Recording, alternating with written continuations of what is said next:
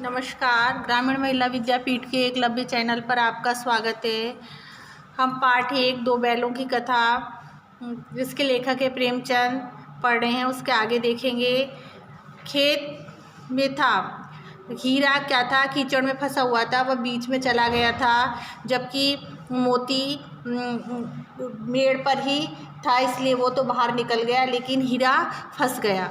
उसके खुर कीचड़ में धंसने लगे, उसके जो पैर हैं वे कीचड़ में फंस गए, ना भाग सका और इसके कारण वे भाग नहीं सका। पकड़ लिया और उसे पकड़ लिया गया। हीरा ने देखा संगी संकट में, और हीरा ने जब ये देखा कि मोती संकट में है तो वे लौट पड़ा, तो वे वापस आ गया। फंसेंगे तो दोनों फंसेंगे, और कहने लगा कि हम पकड़े जाएंगे तो दोनों ही पकड़े जाएंगे। रखवालों ने उसे भी पकड़ लिया और गया के साथियों ने उसको पकड़ लिया। प्रातःकाल दोनों मित्र काजी हाउस में बंद कर दिए गए, और प्रातःकाल होने पर सुबह होते ही उन दोनों मित्रों को काजी हाउस में बंद कर दिया। काजी हाउस जहाँ आवारा पशुओं को रखा जाता है और उन्हें पैसे देकर नीलाम कर दिया जाता है। दोनों मित्रों को जीवन में पहली बार ऐसा सभी का यानी वास्ता या सरोकार पड़ा कि सारा दिन बीत गया और खाने को एक दिन का भी ना मिला। उन्होंने अपने जीवन में पहली बार ऐसा हुआ कि उन्हें सारा दिन खाने के लिए कुछ भी ना मिला। समझ में ही नहीं आता था कि ये कैसा स्वामी है। इससे तो गया भी फिर भी अच्छा था। यहाँ कई भैंसें थी, कई बकरियां थी, कई घोड़े और कई गधे थे। काजी हाउस के अंदर कई भैंसों को, कई बकरी और घोड़ों को बंदी बनाकर रखा गया था, पर किसी के सामने चारा ना था और किसी के सामने चारा नहीं था। सब जमीन पर मुर्दों की तरह पड़े थे। चारा न मिलने के कारण वे कमज़ोर हो गए थे और मुर्दों की तरह जमीन पर पड़े थे। कई इतने कमज़ोर हो गए थे कि खड़े भी ना हो सकते थे।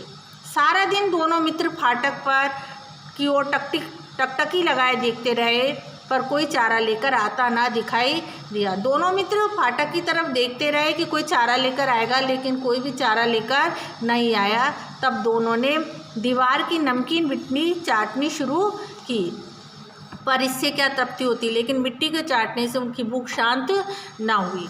रात को भी जब कुछ भोजन ना मिला तो हीरा के दिल में विद्रोह की ज्वाला दहक उठी।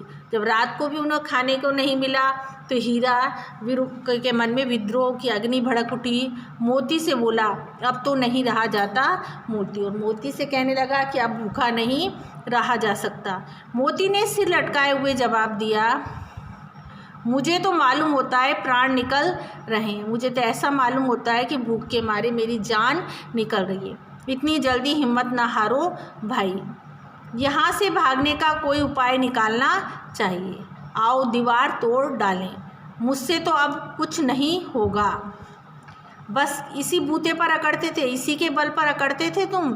सारी अकड़ निकल गई, सारी जो हिम्मत थी वो तुम्हारी ख़त्म हो गई। बाड़े की दीवार कच्ची थी जिसमें बांधा गया था जानवरों को, वे कच्ची दीवार का बंधा हुआ था। हीरा मजबूत तो था ही, अपने नुकीले सिंग दीवार पर गड़ा दिए और जोर मारा, और हीरा के अंदर मजबूत था, हिम्मत वाला था और उसके सींग भी नुकीले थे।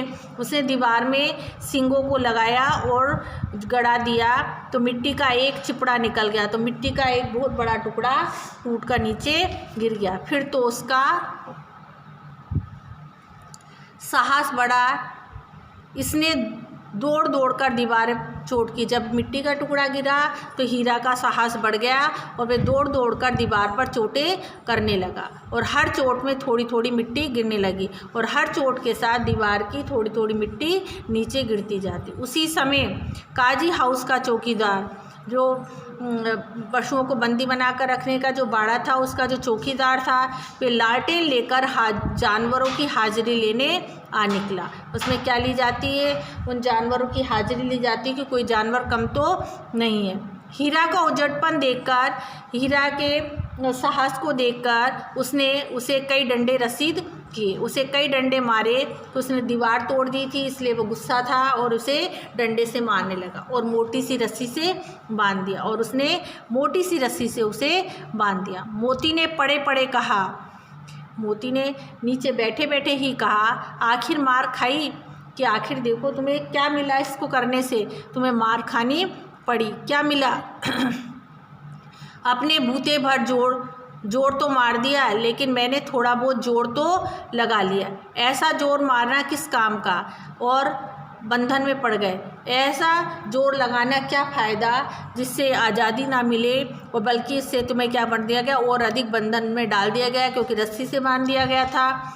जोर तो मारता ही जाऊंगा, तब भी कहता है कि मैं क्या करता जाऊंगा, जोर मारता जाऊंगा, चाहे कितने ही बंधन पड़ते जाए, चाहे मुझे कितने भी बंधन में बांध दिया जाए, लेकिन मैं साहस नहीं छोड़ूंगा। जान से हाथ धोना पड़ेगा, तुम्हें जान से ख़त्म कर दिया जाएगा, कुछ परवाह नहीं। मेरे मर जाने की मुझे परवाह नहीं है, यूं भी तो मरना ही है, ये ऐसे भी तो भूखे मर रहे हैं। सोचो, दीवार खुद जाती तो कितनी जानें बच जाती, अगर दीवार खुद जाती, टूट जाती, तो कितनी जानें बच जाती। ये सारे ही जानवर आज़ाद हो जाते। कि इतने भाई कहाँ यहाँ बंद हैं, इतने सारे अपने भाई बहन यहाँ पर बंदी बना कर रखे गए हैं। किसी की देह में जान नहीं है, किसी के शरीर में जान नहीं है, क्योंकि उन्हें खाने के लिए चारा ही नहीं दिया जाता था, इसलिए उनके शरीर में जान नहीं थी। 2-4 दिन और यही हाल रहा तो सब मर जाएंगे। अगर 2-4 दिन तक और उन्हें खाने के लिए ही नहीं मिला तो उन सबकी जान चली जाएगी। हाँ, ये बात तो है। अच्छा, तो ला फिर मैं भी जोर लगाता हूँ। मोती ने भी दीवार में उसी जगह सींग मारा। अब मोती के अंदर भी साहस आ गया उसके साहस को देखकर, और उसने भी हीरा की तरह दीवार पर चोट मारना प्रारंभ कर दिया। थोड़ी सी मिट्टी गिरी और फिर हिम्मत बढ़ी। जब थोड़ी सी मिट्टी उसके सींग मारने से गिरी तो उसकी हिम्मत बढ़ती गई। फिर तो वह दीवार में सींग लगाकर इस तरह जोर लगाने लगा मानो किसी प्रतिद्वंदी से लड़ रहा हो, किसी शत्रु से लड़ रहा हो। आखिर कोई 2 घंटे की जोर आजमाई के बाद दीवार के ऊपर से लगभग 1 हाथ गिर गई। काफ़ी घंटे तक जोर लगाने के बाद दीवार ऊपर से काफ़ी 1 हाथ के बराबर नीचे गिर गई। उसने दूनी शक्ति से दूसरा धक्का मारा, और फिर उसने मोती ने दुगनी शक्ति के साथ धक्का मारा तो आधी दीवार गिर पड़ी। तो आधी दीवार टूटकर नीचे गिर पड़ी। दीवार का गिरना था, जैसे ही दीवार टूटकर गिरी, अधमरे से पड़े, जिनमें आधे मरे पड़े थे, जिनमें कमज़ोर हो गए थे नहीं खाने के मारे, वे सभी जानवर चेत उठे, वे सचेत हो गए। तीनों घोड़ियाँ सरपट भाग निकली। जो तीनों घोड़ियाँ वहाँ बंदी बनाकर रखी गई थी वे एकदम भाग निकली। फिर बकरियाँ निकली, घोड़ियों के बाद बकरियाँ भाग गई, उसके बाद भैंसे भी खिसक गए, पर गधे अभी तक ज्यों के त्यों खड़े थे। परंतु गधे भागकर नहीं निकले थे, वह वहीं उसी स्थान पर वैसे के वैसे खड़े थे।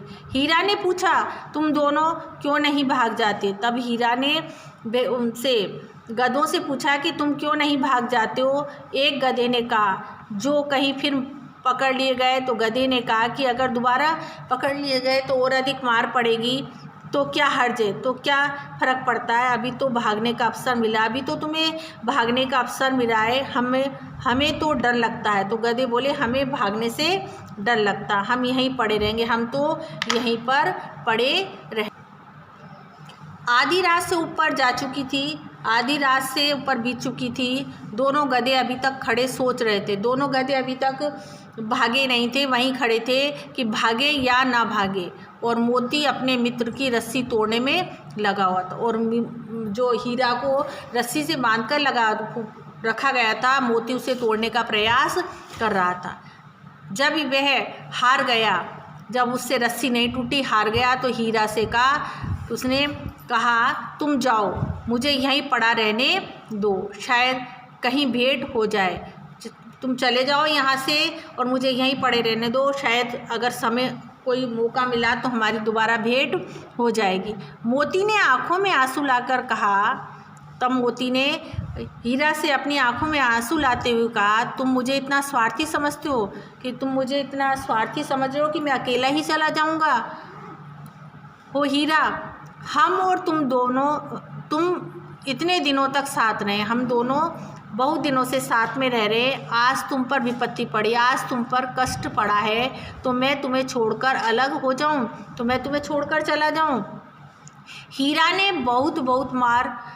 ने कहा, बहुत मार पड़ेगी, लोग समझ जाएंगे कि ये तुम्हारी शरारत है। तब हीरा ने मोती को समझाते हुए कहा, अगर तुम नहीं भागोगे तो तुम्हें क्या करोगे, तुम पकड़े गए तो तुम्हें मार पड़ेगी और ये समझा जाएगा कि ये सारी तुम्हारी शरारत है, ये दीवार तोड़ने का कार्य तुमने ही किया है और सारे जानवरों को आज़ाद करवा दिया। मोती ने गर्व से बोला, मोती तब गर्व से बोला, जिस अपराध के लिए तुम्हें गले में बंधन पड़ा है, जिस अपराध दीवार तोड़ने के अपराध में तुम्हें गले में रस्सी डालकर बांधा गया है, उसके लिए अगर मुझ पर मार पड़े तो क्या चिंता, अगर उसके लिए मुझे मार खानी पड़े तो कोई परेशानी नहीं है। इतना तो हो गया कि 9-10 प्राणियों की जान बच गई।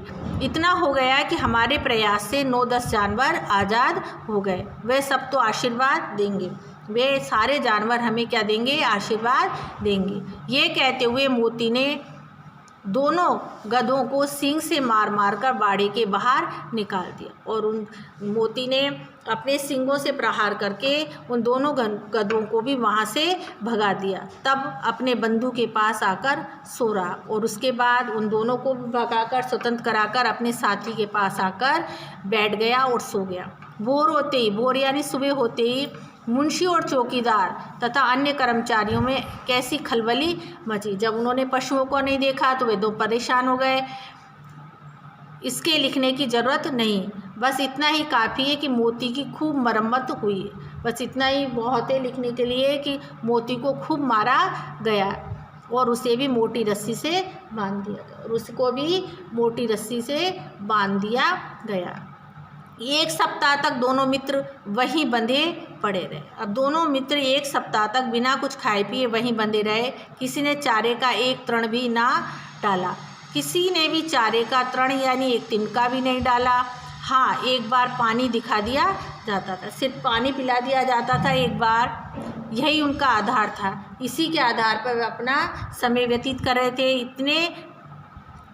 दोनों इतने दुर्बल हो गए थे, दोनों इतने कमज़ोर हो गए थे बिना खाए पिए कि उठा तक ना जाता था, उनसे उठा तक नहीं जाता था और ठटारियाँ निकल आई थी और उनकी हड्डियाँ निकल आई थी। एक दिन बाड़े के सामने डुगडुगी बजने लगी।